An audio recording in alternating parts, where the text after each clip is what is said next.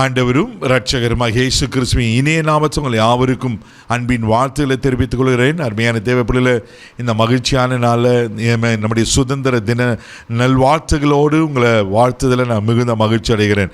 ஆமென். விஷய happy independence day. ஆண்டவர் ஆசீர்வதிப்பார். ஹல்லேலூயா. இன்றைக்கு கூட கர்த்தர் நமக்கு கொடுக்கிற வார்த்தை என்ன? ஆதியாகமம் புஸ்தகம் 49 அதிகாரம் 21 கூட வாசிக்க கேட்போம். நப்தலி விடுதலை பெற்ற பெண்மான் இன்பமான வசனங்களை வசனிப்பான். தேவ பிள்ளைகளே, நப்தலியை பற்றி சொல்லப்பட்டிருக்கிறது விடுதலை பெற்ற பெண்மான். ஹல்லேலூயா. அப்போ இந்த நப்தலி யார் என்று நீங்கள் பார்ப்பீங்கன்னா, நீங்கள் தொடர்ந்து வாசிக்கும் போது அதே ஆதியாகமம் புஸ்தகம் 30 அதிகாரம் 8 இப்படியாய் சொல்லப்பட்டிருக்கு. வாசிக்க கேட்போம். அப்பொழுது ராகேல், நான் மகா போராட்டமாய் என் சகோதரியோடு போராடி மேற்கொண்டேன் என்று சொல்லி அவனுக்கு நப்தலி என்று பெயரிட்டாள். பாருங்க, நப்தலி என்றால் போராட்டம் நிறைந்தவன். போராட்டம் நிறைந்த ஒரு வாழ்க்கை. தேவப்பிள்ளைகள், அவன் போராட்டத்திலேயே பிறந்தவன். அது மாத்திரம் இல்லாம நீங்க உபாகமம் புஸ்தகம் 27:13 வாசிப்பீங்கன்னா, சாபக்கேடான பட்டியல இருக்கிறவன். சாபக்கேடான ஏபால் மலையில் சாபம் கூறப்பட்டியல இந்த நப்தலி இருந்தவன். அப்படிப்பட்ட நப்தலியை பார்த்த கர்த்தர் என்ன சொல்றன்னா, விடுதலை பெற்ற பெண்மான். ஹல்லேலூயா. பாருங்க, நம்ம தேசத்து கூட ஆங்கிலேயர் இடத்துல அடிமைகளாக இருந்தாங்க.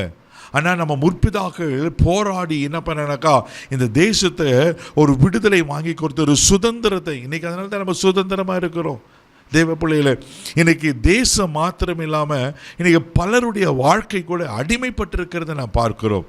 ஆனால் இதே போல நப்தலியும் அவன் அடிமையாய போராட்டம் நிறைந்தனா சாபக்கேட பட்டியலில் இருந்தவனாய் காணப்பட்டான். ஆனால் கர்த்தருடைய தயவினால், ஹல்லேலூயா. உபாகமம் புஸ்தகம் 33 அதிகாரம் 23 நப்தலி அழகாக சொல்லப்பட்டிருக்கோம். வாசிக்க கேட்போம். நப்தலியை குறித்து, நப்தலி கர்த்தருடைய தயவினால் திருப்தி அடைந்து அவருடைய ஆசீர்வாதத்தினாலே நிறைந்திருப்பான். நீ மேற்திசையும் தென் திசையும் சுதந்தரித்துக்கொள் என்றார். பாருங்க, நப்தலியை குறித்து கர்த்தருடைய தயவினால திருப்தி அடைந்து ஆசீர்வதிக்கப்பட்டிருப்பான். ஒரு காலத்தில் போராட்டம் நிறைந்தவன், சாபக்கேடான பட்டியலில் இருந்தவன். ஆனால் அந்த நப்தலியை கர்த்தர் என்ன செய்கிறாருனாக்கா, விடுதலை பெற்ற பெண்மனாய் மாற்றி இன்பமான வசனங்களை வசனிப்பிக்கிற ஒரு மனுஷனாய், ஆசீர்வதிக்கப்பட்டவனாய் காணப்படுகிறான். தேவ பிள்ளைகளே, இந்த தேசம் அடிமை தினத்திலிருந்து எப்படி ஆங்கிலேயர்களிருந்து விடுதலையாக்கப்பட்டு இன்றைக்கி ஒரு சுதந்திர இந்தியாவை காணப்படுகிறதோ, இன்றைக்கி நம்முடைய தனிப்பட்ட வாழ்க்கையிலும் ஒரு விடுதலை அவசியமாக இருக்குது. வேதம் சொல்லுகிறது, யோவான் எழுதின சுவிசேஷம் 8 அதிகாரம் 34 இப்படியா சொல்லப்பட்டிருக்கு. வாசிக்க கேட்போம். இயேசு அவர்களுக்கு பிரத்யுத்தரமாக, பாவம் செய்கிற எவனும் பாவத்துக்கு அடிமையா இருக்கிறான் என்று மெய்யாகவே மெய்யாகவே உங்களுக்கு சொல்லுகிறேன். தேவ பிள்ளைகளே, பாவம் செய்கிற எவனும் பாவத்துக்கு அடிமையா இருக்கிறானா? அப்போ இந்த பாவத்துக்கு ஒரு விளைவு தன்மை இருக்கு. பாவத்தின் சம்பளம் மரணம் என்று சொல்லப்பட்டிருக்கு.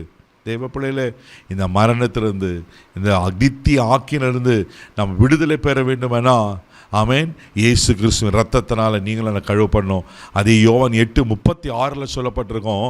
வாசிக்க கேட்போம். ஆகையால் குமாரன் உங்களை விடுதலையாக்கினால் மெய்யாகவே விடுதலையாவீர்கள். குமாரன் உங்களை விடுதலையாக்கினால் மெய்யாக விடுதலையாவீர்கள். தேவ பிள்ளைகளே, உங்களை என்னையும் விடுதலையாக்குவர் தான் இந்த பாவத்திலிருந்து, சாபத்திலிருந்து, அக்கிரமத்திலிருந்து, நித்திய ஆக்கினை மரணத்திலிருந்து, நரகத்திலிருந்து விடுதலையாக்க தான் 2026 வருஷத்துக்கு முன்னால் இயேசு உலகத்துக்கு வந்தார். அவர் நம்முடைய பாவங்களுக்காக மரித்தார். அவர் மரித்து மண்ணோடு மண்ணாக போகாமல் 3ஆம் நாள் உயிரோடு எழுந்தார். இன்றைக்கு அவர் ஜீவிக்கிறவராய், இன்றைக்கு அவர் நம்ம பாவங்களை மன்னித்து நம்மளை விடுவிக்கிறவராக இருக்கிறார். ஒருவேளை ஏதாவது நீங்கள் பாவத்தில் அடிமைப்பட்டிருப்பீங்கன்னா, இந்த சுதந்திர தின நல்ல நாளில், விடுதலையாக்கப்பட்ட நாளில் நீங்களும் பாவ சாபத்திலிருந்து விடுதலையாக ஆண்டவரை பற்றி கொள்ளுங்க. ஆண்டவரத்தில் விண்ணப்பம் பண்ணுங்க. ஆண்டவர் நிச்சயமாக எங்களை விடுவிப்பார். கண்களை ஓடி நம்ம செபிக்கலாம். தகப்பனே, உமக்கு நன்றி சொல்லி துதிக்கிறோம். ஸ்தோத்திரப்பா, குமாரன் உங்களை விடுதலை ஆக்கினார், மெய்யாகவே விடுதலை ஆக சொன்ன கர்த்தர். ஆண்டவரே, இவர்கள் ஆமென் ஆண்டவரே, அப்பா, இவர்களுக்கு மேலே இருக்கிற பாவ சாபங்கள், அக்கிரமங்கள் இவர்களை முற்றிலும் எடுத்து போட்டு இவளை கழுவி சுத்திகரித்து ஒரு முழுமையான விடுதலை காண உதவிச்சும் ஆசீர்வதியும் கனப்படுத்தும் கிருபை ஒப்புக் கொடுக்கிறோம். மகிமை உமக்கு செலுத்துகிறோம். இயேசுவின் மூலம் ஜெபம் கேளும் பிதாவே, ஆமென். ஆண்டவர்களை விடுவித்திருக்கிறார். தைரியமாக போங்க. God bless you.